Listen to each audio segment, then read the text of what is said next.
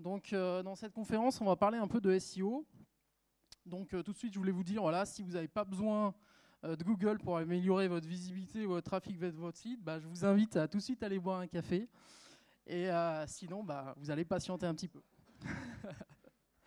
Voilà, donc une évidence, un arbre à kiwi planté. Et ça fait bien plaisir. On va parler des SEO. Vous allez voir, ça va être un petit peu technique. Donc, voilà, un petit sommaire. Donc, je vais me présenter, je vais vous parler de l'importance du mobile.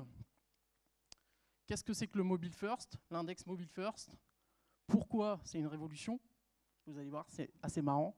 Et comment s'y préparer, voilà, concrètement. Je veux dire, c'est bien les annonces, mais à un moment donné, il faut être dans le concret.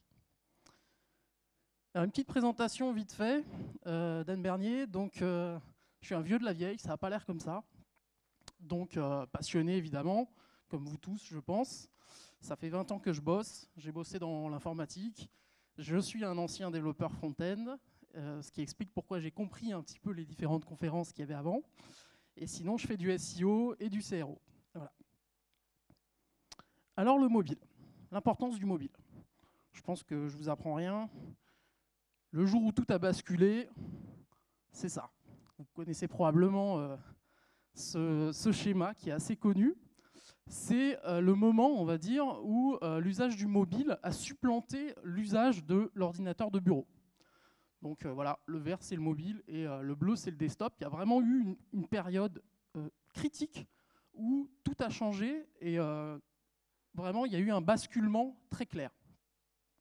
Alors bien sûr, il y a encore des sites internet qui ne sont pas concernés par la question, mais on va dire que 80% des sites internet, il y a eu un basculement énorme et maintenant, en gros, il y a plus d'internautes qui vont venir sur votre site en provenance des mobiles que depuis le desktop. Okay. Alors, il y a une autre infographie qui est hyper intéressante, c'est celle-là, qui vient d'un article. Je vous ai mis le lien là, wearesocial.com.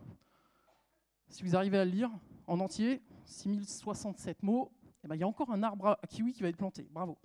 Super. Alors, cette infographie, elle est beaucoup plus complexe que ça. Je vous ai juste repris cet élément parce que c'est vraiment important. C'est la part du mobile dans le trafic Internet et comment elle a augmenté par rapport aux autres devices. Donc on a le laptop qui a toujours à peu près 45%. Bon, les stats datent de janvier 2017, mais c'est toujours à peu près ça. On a 50% pour le mobile, donc. On a 5% pour les tablettes, ok. Et puis 0,12 pour les PlayStation, et puis les trucs un peu à la con comme ça. En fait, ce qui est intéressant, c'est le chiffre qui est en dessous, en fait. C'est le chiffre qui est en dessous qui est marrant. C'est donc le desktop, vraiment, il a coulé, il a perdu moins 1%. Par contre, le mobile, il a fait vraiment un bond, plus 30. Donc, c'est pas seulement le trafic, c'est aussi dans l'utilisation. C'est ça qui est fort. Bon, les tablettes, j'en parle pas vraiment parce que... Puis on sait aussi que même dans les stats, souvent, on dit desktop et tablette et mobile. Donc, c'est vraiment limite, la tablette, c'est associé au desktop. Voilà. Alors, qu'est-ce que le Mobile First Index? C'est un concept qui vient de chez Google.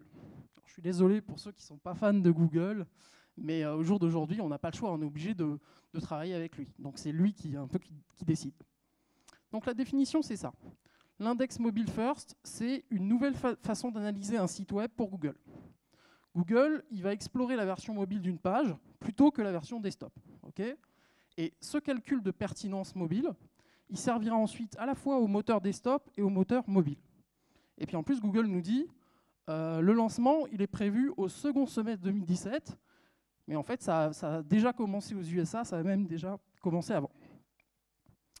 En théorie, avec ça, vous n'avez rien compris. C'est normal. Donc, alors, vous ne le voyez pas, mais le haut de la slide, c'est « j'ai rien compris, c'était comment avant ». Okay. Donc, c'était comment avant? C'était comme ça. Google, comment il fonctionne? Lorsqu'il explore un site, il fonctionne en 3 phases. Donc la phase numéro 1, c'est l'exploration. La phase numéro 2, c'est l'indexation, et ensuite, c'est le classement. Donc le classement, c'est finalement ce que vous voyez sur la page une fois que vous avez tapé votre requête. Jusqu'ici, tout le monde a compris. Il utilise 2 user agents. Donc les devs, normalement, vous savez un peu ce que c'est. Donc il y en a un qui est chargé d'explorer les pages desktop, donc optimiser desktop, et il y en a un autre pour les pages mobiles. D'accord? Donc, Avant, concrètement, la phase de classement, elle se basait sur la version desktop de votre site, donc qu'il s'agisse du classement résultat mobile ou desktop, et concrètement, l'affichage du site qui apparaissait dans la page de résultats de Google, bah, c'était la version desktop. Concrètement, ça veut dire quoi? Ça veut dire que vous êtes sur votre ordinateur, vous tapez une requête dans Google, voilà, par exemple, acheter une chaussure. Le site Zalando qui sort, c'est www.zalando.com. Vous êtes sur un mobile, vous faites la même recherche, bah, c'est aussi www.zalando.com qui sort. Il n'y avait pas vraiment de différence, d'accord? Normalement, vous comprenez toujours pas mieux, parce que concrètement, c'est quand même un peu subtil, on va dire. Comment ça va être après? À partir du moment où on va dire que le mobile first index, il est mis en place, d'accord? Donc l'exploration du site, ça ne change pas. On a toujours nos 3 phases, exploration, indexation, classement. Je ne vais pas vous expliquer tout le référencement, tout le SEO, l'optimisation, mais en gros, c'est un peu ça. On a toujours nos 2 user agents, c'est-à-dire qu'on a le Googlebot desktop, on a le Googlebot mobile, d'accord? Mais ce qui change, c'est que maintenant, l'index de référence, c'est celui des pages mobiles. Et c'est celui des pages mobiles uniquement. Donc qu'est-ce qui se passe? Quand vous faites une recherche sur votre mobile ou sur votre ordinateur de bureau, ben, le classement qui va apparaître, c'est seulement ce qui est considéré par l'index mobile de votre site. Donc bien sûr, vous, dans votre tête, vous dites moi j'ai un site mobile, j'ai un site desktop, a priori je ne suis pas concerné. Oui, mais en fait, vous représentez un petit pourcentage du web au jour d'aujourd'hui. Donc ce qui va se passer maintenant, c'est que tous les sites qui ne respectent pas parfaitement, on va dire, les préconisations Google, ben en fait, ils vont dégager, ils vont disparaître. Je vais vous expliquer un petit peu ça. Vous comprenez cette idée de classement, c'est assez important, mais on va revenir dessus. Alors pourquoi c'est une révolution? Parce que déjà, Google, il nous fait le coup à chaque fois. Il nous a fait le coup avec l'HTTPS, il nous a dit si vous ne passez pas à l'HTTPS, votre site il va être flingué, il va disparaître de notre index. Ils nous ont fait presque pareil avec le mobile first, c'est-à-dire qu'ils ont dit si votre site n'est pas mobile, ben en gros, vous allez dégager aussi de l'index. Enfin voilà, chaque fois qu'ils font une grosse mise à jour, ils nous disent c'est une révolution, il faut absolument passer dessus. D'accord? Donc, ceci est une révolution, ouais, il faut tout racheter. Vous connaissez cette phrase de Steve Jobs caricaturée par les Guignols, où il nous sortait à chaque fois sa petite connerie à la con en nous demandant de tout racheter. C'est un peu la même idée. Alors, ceci est une révolution? Non, enfin si, mais ça dépend. Mais bien évidemment, c'est un peu plus compliqué que ça. Alors, ce n'est pas une révolution parce qu'on en parle depuis le 4 novembre 2016. Ça remonte un petit peu quand même. Donc ça, c'est la date de l'annonce officielle. Maintenant, Google, quand même, fournit pas mal d'infos, donc ça, c'est plutôt bien. C'est une révolution parce qu'on n'écoute jamais les SEO. Et ça serait bien de le faire maintenant. Parce que concrètement, vous n'allez plus avoir le choix. Ça, c'est quand même bien. Ce n'est pas une révolution parce que la création d'un site responsive design, on l'a vu, c'est un réflexe. Aujourd'hui, toutes les agences développent pour mobile, enfin pour le responsive, et ça, c'est déjà pas mal. Mais ça reste quand même une révolution parce que voilà, les choses n'ont pas toujours été bien faites, et donc il va falloir s'y préparer et changer ses habitudes. D'accord? Alors comment on s'y prépare? Vous avez peut-être entendu parler de AMP, PWA, responsive, bon bien sûr évidemment. On fait quoi? Concrètement, on fait quoi? Alors, il y a a priori 4 cas possibles. Vous avez un site responsive qui s'adapte au desktop et au mobile avec le même contenu. Alors ça, c'est bien. Ne vous croyez pas que tout est gagné pour vous. On va dire que c'est le meilleur des 4 cas possibles. Il y a, voilà. Deuxième cas, vous avez un site responsive, mais le contenu pour mobile, il est différent de la version desktop. Donc ça, c'est bien aussi, mais encore une fois, tout n'est pas gagné. Je vais vous expliquer après pourquoi. Troisième cas, vous avez 2 sites. Il y en a un qui est pour mobile et l'autre pour desktop via des URL qui sont différentes. Donc vous avez www.monsite.com pour la version desktop et m.monsite.com pour la version mobile. Donc vraiment 2 sites complètement différents. Donc là, vous allez devoir prendre une décision importante et elle sera lourde de conséquences. Je vais vous expliquer.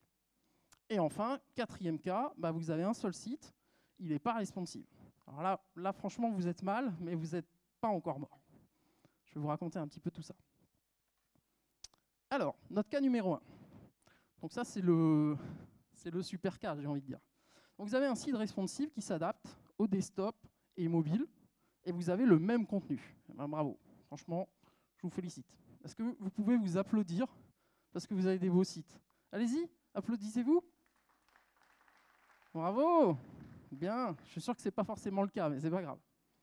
Cela ne doit surtout pas vous empêcher d'avoir un site qui répond parfaitement aux préco Google.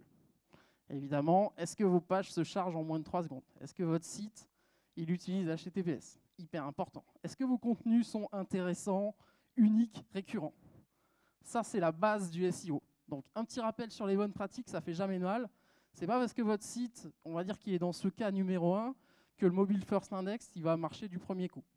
Ça reste une préco parmi les centaines de milliers de précos que Google donne, et donc il faudra être au taquet. D'accord ? On a le cas numéro 2. Donc vous avez un site responsive, mais le contenu pour mobile est différent que la version desktop. Donc c'est bien aussi, parce qu'au moins, voilà, a priori, ce cas-là, c'est la situation d'il y a 2-3 ans, où vous aviez un site qui était vraiment nickel, mais par contre, il ne s'adaptait pas il n'était pas responsive, il ne s'adaptait pas forcément au mobile, et donc votre agence de l'époque vous avez dit on va faire un site mobile dédié, on va mettre du contenu, on va travailler l'UX dédié pour les mobiles, et donc ça c'est bien. Alors oui c'est bien, mais le problème c'est que le contenu a priori des deux sites est le même, et ça pose un problème pour Google, parce que comme il va se baser que sur l'index mobile, par défaut il va prendre le site mobile, qui il se trouve dans certains cas va avoir moins de contenu que votre site desktop qui est déjà très bien placé. Donc, il va falloir faire un choix. Donc, en gros, il faudra que les contenus soient parfaitement identiques entre les deux versions. Donc, c'est-à-dire que le contenu que vous avez enlevé sur votre version desktop parce qu'elle n'était pas adaptée aux utilisateurs mobiles, il va falloir la remettre. Donc, c'est ça qui est un peu compliqué. Et ensuite, se posera la question de l'intérêt des deux versions. En gros, puisque Google il va prendre que la version qui correspond le plus à ce qui l'intéresse, les deux versions n'auront plus d'intérêt. Concrètement, il prendra la version mobile. Ça, je vous le dis tout de suite. Cas numéro 3, vous avez deux sites. Donc il y en a un pour mobile et l'autre pour desktop via URL à part. Donc ça, c'est un problème, je pense qu'il a dû être soulevé de nombreuses fois. C'est que concrètement, il va falloir définir quelle version on garde et quelle version on supprime. Donc si votre site mobile n'est pas parfait aux yeux de Google, votre trafic il va plonger. Parce que Google, il va choisir par défaut votre version mobile. Il ne va même pas s'intéresser à la version desktop. Donc, ça sera quasiment impossible d'inverser la tendance. Donc, il faut soit prendre la version desktop en référence et la rendre mobile, ou alors il faut que votre site mobile il soit parfait pour le SEO. Donc ça, c'est un problème sur les gros sites, parce que c'est souvent un choix de départ qui a été fait à la conception, en fait. Et là, on se rend compte qu'on est face à un problème énorme, parce que le choix, il va être lourd de conséquences, parce que si vous faites le mauvais choix, vous allez mettre des mois, peut-être des années à inverser la tendance. Ça, c'est un vrai souci. Et enfin, le cas numéro 4, c'est vous avez un seul site non responsive et ni mobile. Alors là, franchement, je ne veux pas dire, mais vous êtes vraiment, vraiment mal. Parce que là, ce qui va se passer, c'est que Google, en gros, il va prendre votre site desktop, il va le mettre au fond de son index, et il va positionner un autre site mobile à la place du vôtre. Et donc votre positionnement, il va forcément couler. Ça fait un peu peur quand on le lit comme ça, et c'est vrai que c'est ce qu'on pourrait croire, mais vraiment, c'est ce qui est en train de se passer. C'est-à-dire que là, déjà, en France, il y a le Mobile First Index qui a commencé à arriver. Vous avez peut-être reçu des mails de la part de la Search Console. Il vous dit que ça y est, votre site est pris en compte.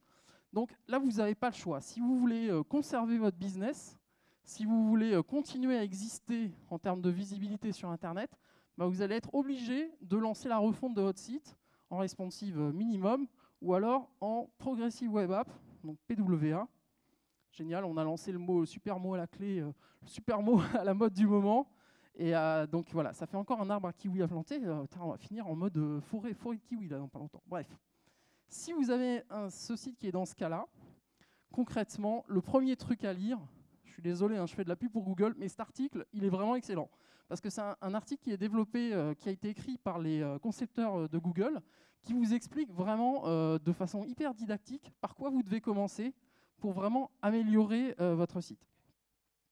Alors voilà, donc là vous avez vraiment les 4 cas hyper communs pour concrètement vous lancer un petit peu dans la bataille. Alors peut-être je suis passé peut-être un peu vite sur la partie Google, mais c'est hyper important que vous compreniez ça parce que, en gros, souvent avec Google, ce qui se passe, c'est qu'ils font des annonces. Alors déjà, avant ils ne faisaient pas d'annonces. Depuis quelques temps, ils ont commencé à faire des annonces, et puis ils donnent des dates à laquelle ça va arriver.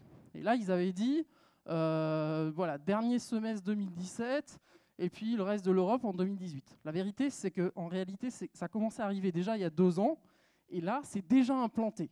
Donc, c'est-à-dire que tout de suite, maintenant, aujourd'hui, maintenant, tout de suite, il y a déjà des sites qui sont en train de perdre du positionnement, et ils ne comprennent pas exactement pourquoi. Et bien, ça sera probablement l'un des premiers cas qui va créer des problèmes. Donc ça, c'est vraiment hyper important. Voilà, c'est ce que je voulais vous dire. Du coup, je suis en avance. Donc il y aura peut-être des questions. Désolé. On m'a montré le carton, on m'a dit « ouais, c'est bientôt fini et tout ». Non, en fait, voilà.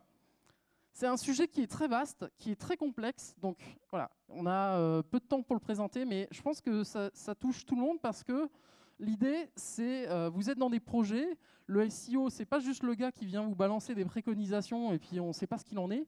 Il y a quand même ça touche après à tous les niveaux.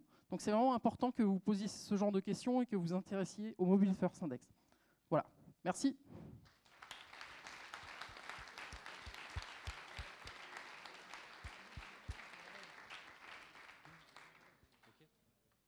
Des questions peut-être? Une question là. On sait que Google ne prend pas en considération ce qui n'est pas affiché à l'écran, ce qui est masqué en display known, etc. Du coup, avec le mobile first, on a tendance à cacher les menus et tout ce qui prend de la place. Est-ce que, dans le cas des menus particulièrement, est-ce que Google continue à utiliser les navigations principales des sites qui sur mobile sont masquées? Est-ce qu'il continue à les prendre en considération pour son indexation et pour crawler le site ou pas du tout? Alors, déjà, il y a un premier truc, alors c'est pas tout à fait votre question, mais ça va peut-être vous aider, c'est que Google, il commence à indexer les contenus qui sont planqués dans les JavaScript, ce qu'il ne faisait pas avant. Donc, c'est-à-dire que si on utilise des moyens un peu détournés pour cacher du contenu, lui, il est capable de le récupérer.